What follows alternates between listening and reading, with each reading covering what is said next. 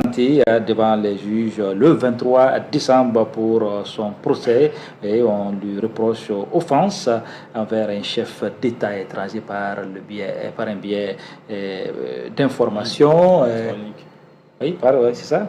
Électronique.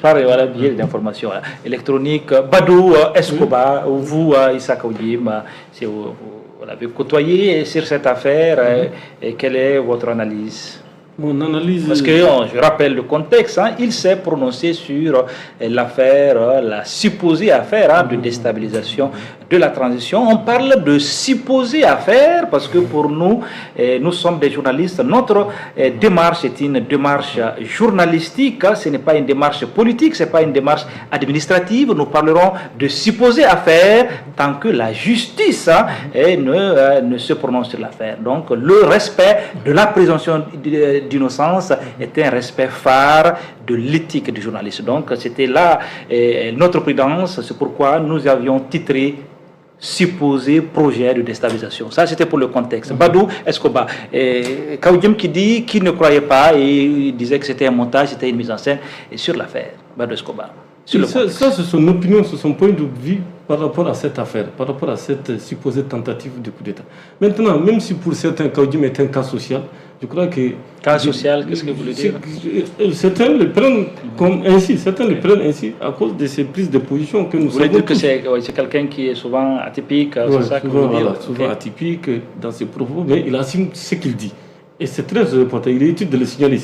Maintenant, moi j'aurais souhaité, je ne suis pas un praticien du droit, je ne peux pas dire le droit, je ne suis pas un spécialiste comme Touré, mais de mon point de vue, on aurait pu peut-être lui demander de présenter des excuses publiques. Ça pouvait passer. Vous savez, j'ai une inquiétude par rapport à la liberté d'expression au Mali. Il ne faut pas qu'on nous ramène à l'époque de Chaka Zulu, où ces généraux disaient que quand tu danses bien, Chaka Zulu t'exécute. Quand tu danses très bien, il t'exécute. Quand tu danses mal, il t'exécute.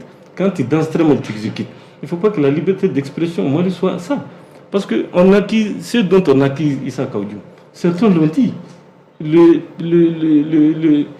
Nonkrokane qui est au CNT, il a appelé à porter atteinte à l'intégrité physique de Alassane Draman Ouattara, à Patrice Talon. François Nyamouzi a manqué de respect à Bassirou Diomaye Faye. Il a même dit que si Bassirou Diomaye Faye était nommé, ça veut dire le trouver au Mali. L'observateur Palga, dans sa parution numéro 11195 du 17 octobre 2024, dit, je cite, armée malienne, des généraux comme s'il en pleuvait, je n'ai pas vu la HAC réagir. Il faut qu'on sorte de ça. Il ne faut pas que ce soit du 2 poids, 2 mesures. S'il doit y avoir des sanctions, elles aussi doivent être sanctionnées. Le cas Kaoudim qui veut tuer son chien l'accuse de rage. C'est tout simplement ça.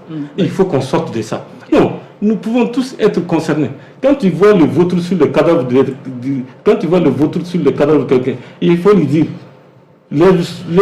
lève-toi sur notre cadavre. C'est pas ce qu'on dit? C'est ça. Donc ce qui arrive à Kaoudim peut arriver à quelqu'un d'autre. Donc je crois qu'il est temps qu'on réagisse. Il est temps que dans ce pays on se dise certaines vérités. Kaoudim fait partie de ceux qui ont lutté pour que le régime d'Ibeka puisse tomber. Et après il a dit que le M5 est mort de sa belle mort. Tout le monde sait qu'il était le 4e vice-président du CNT. Donc aujourd'hui, ceux qui dirigent le Mali, ceux qui président aux destinées de cette transition sont venus grâce en partie aux efforts que les Kaoudim et autres là ont menés. Qu'on le sache. Maintenant, de là à l'incarcérer, parce qu'il y a eu ceci, il y a eu cela, vraiment nous avons été surpris.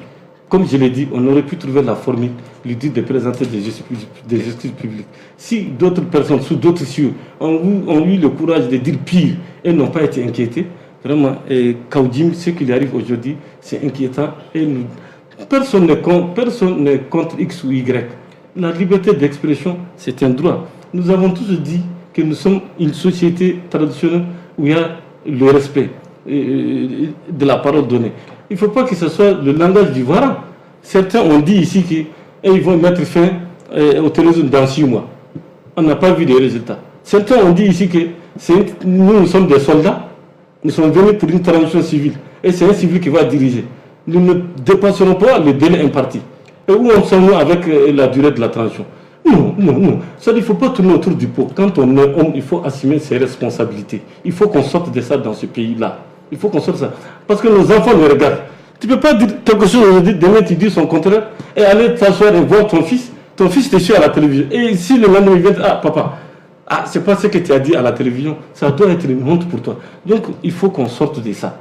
Il faut qu'on sorte de ça. Le Mali est un pays où on discute toujours sur l'arbre à parole. Le Mali est un pays de vérité. C'est un pays de grande civilisation, c'est un pays de grande culture. Aujourd'hui, les Kissima Doukara, les Chokoro Bagayogo, les Djibisila Djara sont en train de se relier dans la tombe. Je ne vais pas rentrer dans certains détails. Oui, on a compris. Oui, non, c'est aussi votre marque, avec le cours d'histoire. C'est l'histoire. C'est l'histoire. Oui, et Soumaïla là, sur cette interpellation après, cette mise sous ce placement sous mandat de dépôt de Issa Kaoudim sur l'affaire de supposé projet de déstabilisation de la transition au Burkina. Je pense qu'aucun de nous ne s'attendait à ça. Kaoudim, c'est vrai qu'il a une personnalité atypique. Et on n'est pas toujours d'accord avec lui, mais pour moi, ce qu'il dit permet d'entrevoir quelque part une partie de la vérité. Et c'est extrêmement important que dans un pays, dans une république, des voix soient discordantes. Et c'est ce qui permet même d'éclairer les lanternes, c'est ce qui permet à l'opinion et aux dirigeants de se faire une idée sur telle trajectoire ou sur telle question. Pour avoir mené des études sur le secteur de la justice et pour avoir mené des réflexions, j'ai été très content quand on a annoncé l'adoption par le CNT de la nouvelle organisation judiciaire et des deux nouveaux codes, code de procédure pénale, code de procédure civile. Je pense que c'est extrêmement important qu'on aille vers ces codes-là aujourd'hui qui, quelque part, vont permettre de réguler, en tout cas à minima, un certain nombre de pratiques. De mon point de vue, je pense qu'aller jusqu'au mandat de dépôt n'était pas forcément nécessaire. Un avertissement ou un contrôle judiciaire peut-être aurait suffi. Okay. Et c'est dommage et on attend de voir ce que le jugement va donner. Ok.